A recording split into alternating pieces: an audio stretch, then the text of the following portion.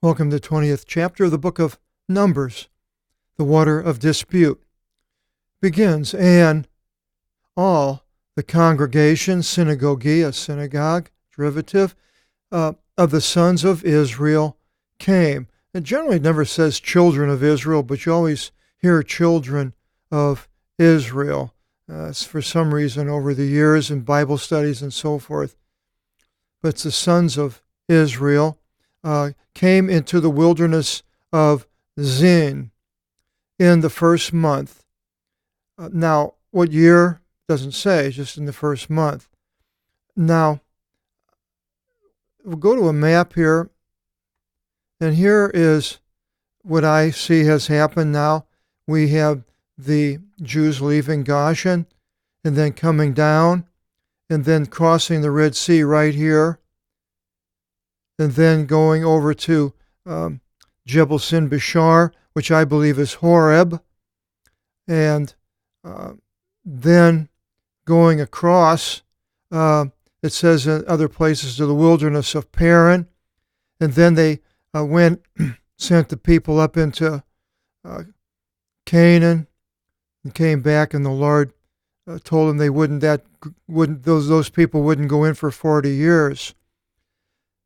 And now we see them in the wilderness of Sin, and they put this on the map up here, but I'm not exactly sure where it would be, but this whole area is a wilderness. And now we'll go and mentions Edom, and it'll mention the King's Highway, Mount Hor, H-U-R. Many people think Jebel Nabi Harun right here. So now, all of a sudden, if they're there and they're ready to go in, we're missing 40 years, basically. And many Bible studies and maps and have the Jews going all the way down to the bottom where they believe Mount Sinai was and coming all the way back up.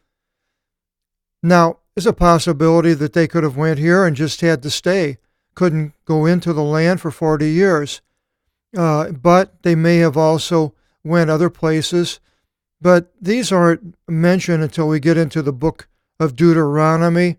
Then it will go, and actually in this book also in chapter 33 ahead, from verses 17 to 36, it has the different places during this 40 years where they were. When we get to it, we'll try to figure it out. But right now, they're up here and or basically over here somewhere, this wilderness area. And by Kadesh, mentions Kadesh, and the mountain is by Kadesh. Could be another mountain. It doesn't have to be the one over here. But this is basically where they are. See, and there it says, and the people stayed in Kadesh. And Miriam came to an end there and was entombed there. Now, just another chapter before Miriam and Aaron came against Moses, and Miriam was afflicted with leprosy. So, and now all of a sudden she's old and dying. So that's why I think that there's a hiatus of the 40 years here. It doesn't really go into it until other places. But so she came to an end there by Kadesh and was entombed there. And there was no water for the congregation. And they gathered themselves against Moses and Aaron. So these pictures of these mountainous areas in that wilderness, they're basically dry mountains. They don't have any vegetation on them, or scattered vegetation from the pictures that I've seen. I've not been there. So they didn't have water, and the people reviled against Moses. Now reviling, talking against him, is a reviling. And then it wasn't against God, but it's against Moses. And so I didn't add this to the Theomachy booklet that I'm writing because I don't see this as the people here against God, but against Moses. And there he said, "O ought we died in the destruction of our brothers before the Lord."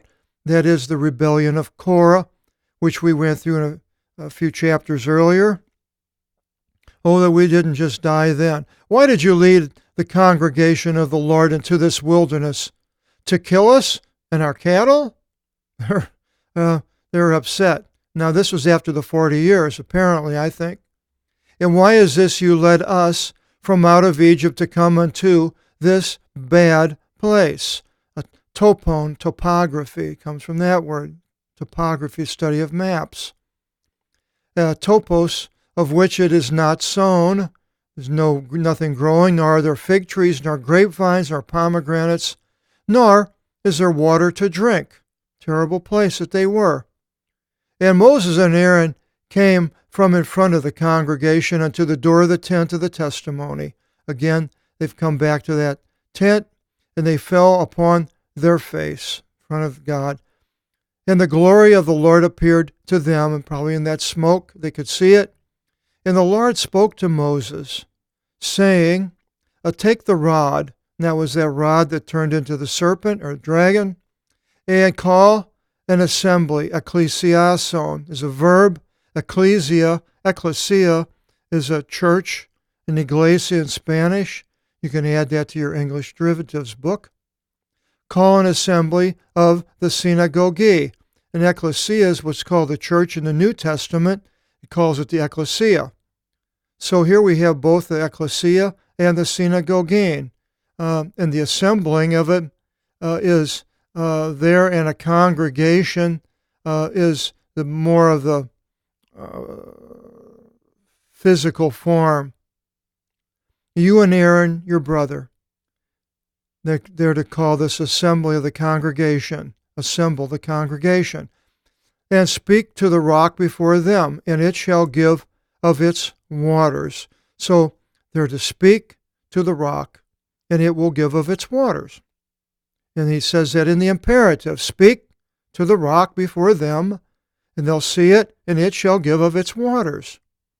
And you shall bring forth to them either from out of the Petros, either hydro and a rock. And you shall give to drink the congregation and their cattle. And Moses took the rod before the Lord, as the Lord gave orders to him. So he goes over to whatever this rock is. And Moses held an ecclesiasi, an assembly, and Aaron of the congregation before the rock. So many people before this rock. He has his rod.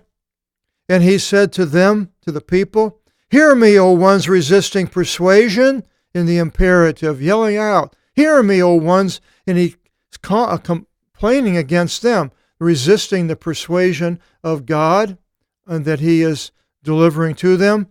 Must we bring forth water to you from out of this rock? Here I see is the problem that we later see with God.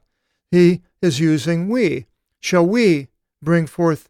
He's not saying God, but shall we bring it forth to you? Shall we bring this forth to you from out of the rock? And Moses, lifting his hand, struck the rock with the rod twice. So he not only says that, shall we, and he's mad, and he wham, wham, and he hits the rock. Well, God says to speak to the rock. He didn't say to strike it. So two things he did wrong that I see. The first one is said we, as that he is going to be doing it, him and Aaron, and not giving God the glory. And the second is striking it instead of just talking, speaking to the rock. And much water came forth, and the congregation drank, and their cattle.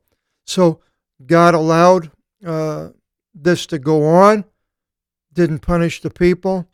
So that's why I don't see this as anything where the people are complaining against God. They're complaining against Moses and Aaron.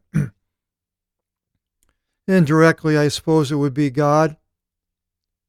And the Lord said to Moses and Aaron, because you trusted not in me to sanctify me before the sons of Israel, that is, to set him apart as the one that's going to do it. But they meant to use we. Because of this, you yourselves shall not bring this congregation into the land which I have given to them. So there he's talking about Aaron and Moses and Aaron bringing the people in. The people are going to go in, but Moses and Aaron won't be the ones bringing them in. Joshua will be. This is the water of Antilogias, dispute, for the sons of Israel were reviled before the Lord. Now, exactly how they were reviled, maybe because of the way Moses handled the situation, probably. And God, he was sanctified among them. He still separated himself and gave them the water rushing forth from out of the rock. So now, after that, Moses, it says, sent angelus, messengers. There's the alpha, gamma, gamma, which has to do with the angel, comes from that word angelus, messenger. If it's from God, I call it an angel. If it's from other than from God, like here Moses sent, then it's a messenger. But Moses sent an angel from out of the Kadesh. You'd think that was God generally. Although I have used this with a man. I was sitting and watching a football game in a bar around the corner, important game, and the man was asked to sit with me. And I think I've told this story before, but just to make it short, he was following Notre Dame, and I was watching the Oregon game, and it was all filled up, and I asked if I could sit there, and he said, yeah, but I can't be bothered because I'm watching Notre Dame game, and told me that his father was the quarterback in the win one for the Gipper game that Ronald Reagan made famous in the movie of Newt Rockney. And so then at the break time, he started talking. He says, what do you do, or something like that? And I said, I'm an angel. For some reason, I just felt like saying that. Well, the man ran for governor in the state of Idaho. Had just lost by a few votes, but had owned a big paper, and he wrote a blog up about how he met an angel. Never talked about the football the rest of the game. Came up to my house. I gave him a Bible because he said he was on a quest to find spiritual things. So I was an angel there, I believe, sent from God. It wasn't sent messengers, was not from any man. Came directly from God to him. So we could be angels. It says we'll see angels. We can see an angel and not know it, something like that in the New Testament. And that would be like me at that time, at that moment. So we can be angels, messengers from God. So he sent these messengers from out of Kadesh. So they're still down there in Kadesh to the king of Edom. Again, Edom is down here. So Kadesh is right here. So they go over into Edom and find where the king is. And thus says your brother Israel, you have knowledge of all the trouble finding us, and how our fathers went down into Egypt, and we sojourned in Egypt many days, 400 years. And the Egyptians inflicted evil on us and our fathers. And we yelled out to Kirion, to the Lord, and the Lord listened to our voice. Phonies, a phone, comes from that derivative. And apostolos, ascending, apostle, Apostolic Bible, the one this has to do with the apostles, and sending an angel, he led us from out of Egypt. And now we are in Cadiz, a city from out of a part of your borders, so fairly close to Edom. We shall go through your land, and we will not go through the fields, nor through the vineyards, nor shall we drink water from out of your cisterns. We shall go by the royal way. Now we see here, it calls this the King's Highway, a road that apparently went up that way. We shall not turn aside to the right nor to the left until whenever we should have gone by your borders. We're just going to go on through. And Edom said to him, you shall not go through of mine, and if otherwise in war, I shall come forth to meet with you. polemics, war of words, derivative. And the sons of Israel say to him, we shall go by the mountain, and if we drink of your water, both I and my cattle, I will give the value of it to you. But the thing is nothing. We shall go by the mountain. Just let us go by it. It was no big deal.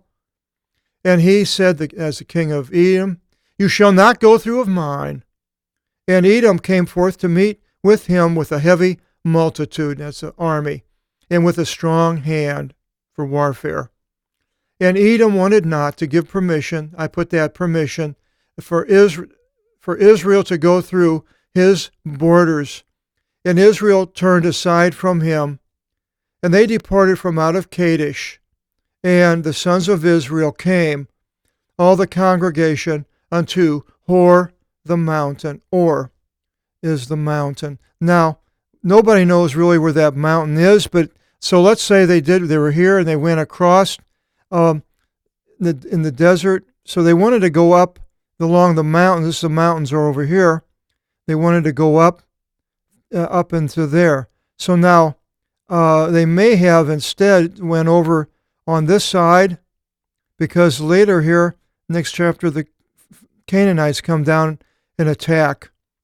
So I'm not sure where they went, but the King's Highway shows it on the other side. But they couldn't go that way, so they had to go another way. Sort of where we're at here. And so the changes, and it says, and the Lord said to Moses and Aaron in Or, which we don't know exactly where, in the mountain, upon the borders of the land of Edom. Now the border wouldn't be the far side, it would be the near side. So where does the border of Edom go? So you see it kind of goes over here. So they may have went up this way. That's a lot of desert there because they're going up to the Salty Sea. And so that's probably where it was.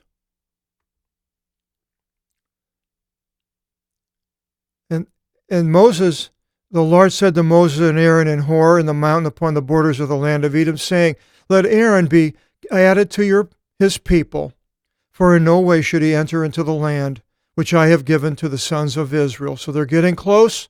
He can't go in. For you provoked me at the water of dispute, and by Kadesh. Take Aaron and Eleazar, his son, and haul them up unto Or the mountain. And take off of Aaron his stoline apparel, a stole, a covering, a robe, and put it on Eleazar, his son. And Aaron, having been added to his people, let him die there.